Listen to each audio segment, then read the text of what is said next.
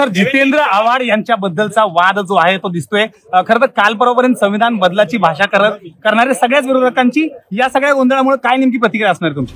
खरं म्हणजे रोज एक खोटं बोलायचं आणि त्याचा नरेटिव्ह तयार करण्याचा प्रयत्न करायचा, हा प्रयत्न इंडिया आघाडीचे नेते आणि जितेंद्र आव्हाड करतायत. कुठल्याही अभ्यासक्रमामध्ये कुठेही मनुस्मृतीचा कुठलाही श्लोक घेण्याचा विचार देखील महाराष्ट्र सरकारमध्ये कोणी ठेवलेला नाही, तो कधी आलेला नाही. त्या संदर्भात कुठलीही चर्चा नाही. हेच शोधून काढतात, हेच नरेटिव्ह तयार करतात, हेच त्याच्या विरुद्ध आंदोलन करतात.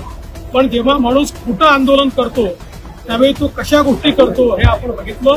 आणि आज या आंदोलनाच्या नादामध्ये, खोटेपणाच्या नादात त्यांनी चक्क भारतरत्न डॉक्टर बाबासाहेब आंबेडकरांचं फोटो फाडण्याचं काम हे त्या ठिकाणी केलंय. त्याचा आम्ही निषेध करतो.